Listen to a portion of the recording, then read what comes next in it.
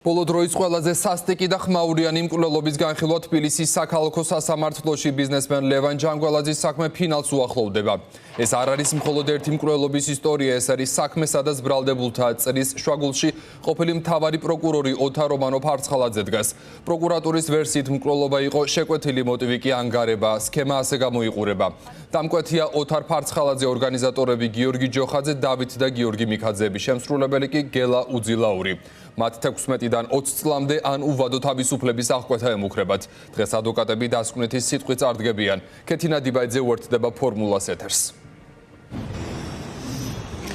დღევანდელ ხტომაზეც ადვოკატები გააგრძელებენ სასამართლოსთვის იმის მტკიცებას, რომ გიორგი და დავით მიქაძეები, ასევე ბრალდებული გიორგი ჯოხაძე არიან უდანაშაულები, რადგან პროკურატურას ამ საქმეში არ აქვს წარმოდგენილი პირდაპირ მტკიცებულებები, რომელიც მიუთითებს ამ ბრალდებულების მხრიდან მძიმე დანაშაულის ორგანიზებასა და დაკვეთაზე. ერთ-ერთი მიმართულება, მაგალითად, რაზეც ადვოკატები გაამახვილებენ ყურადღებას, უკავშირდება ამ საქმეში არსებულ ვიდეო მტკიცებულებებს, რომელიც ასახავს ამ საქმის ფიგურანტების შეხვედრებს. და ეს შეხვედრები სწორედ უძღოდა წინ ლევან ჯანგველაძის მკვლელობას. ადვოკატების მტკიცებით ეს შეხვედრები არ ნიშნავს იმას, რომ სწორედ აი ამ ფორმატში დაიგეგმა ლევან ჯანგველაძის მკვლელობა. ჯერჯერობით არ ვიცით, უდანაშაულობის მტკიცებას შეეცდებიან თუ არა თავად ბრალდებულები.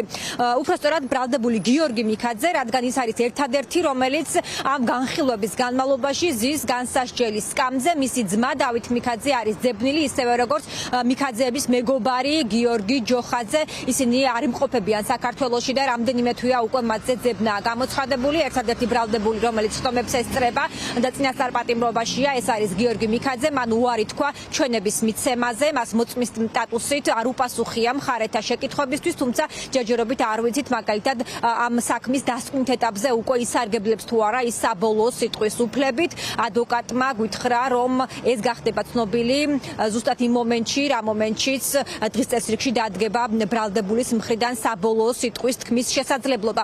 თბილისის საქალაქო სასამართლოში ხტომა იწყება ამ წუთებში და როგორც უკვე გითხარით, დღეს ადვოკატები მიმართავენ სასამართლოს დასკვნითი შემაჯამებელი სიტყვებით.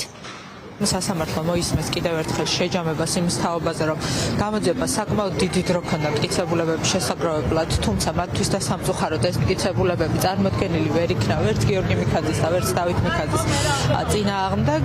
შესაბამისად, დაცვის მხარეს ძალიან დიდი იმედი აქვს, რომ სასამართლო წარმოდგენილ მასალებზე დაყრდნობით მიიღებს ერთადერთ სწორს, სამართლიან და კანონიერ გადაწყვეტილებას და გაამართლებს ორივე მათგანს წარდგენილ ბრალდებებში. საბოლოო სიტყვის ეტაპი ჯერ კიდევ წინ არის, შესაბამისად ვნახოთ, გავიაროთ ეს ეტაპი და თუკი მაგალითად გიორგი მიქაძე არ ისურვებს საბოლოო სიტყვის თქმას, ამის შემდგომ შეიძლება ვისაუბროთ ამ თემაზე. ჯერჯერობით შესაძლოა, იმიტომ რომ ეს ეტაპი ჯერ გავლილი არ არის. რაც შეეხება ობიექტურ განაჩენს, ობიექტური განაჩენი რა თქმა უნდა გამოიტანოს სასამართლომ იქიდან გამომდინარე, რომ მთელი ამდენი ხნის განმავლობაში მიმდინარეობდა სასამართლო პროცესები და ბრალდების ხარეს არ წარმოუდგენია არც ერთი პირდაპირი, არც ერთი ირიბი მტკიცებულება, რაც უშუალოდ არათუ ბრალეულობას, არამედ შემხებლობას ადასტურებს ჩემი დაცვის ქვეშ ყოფისას.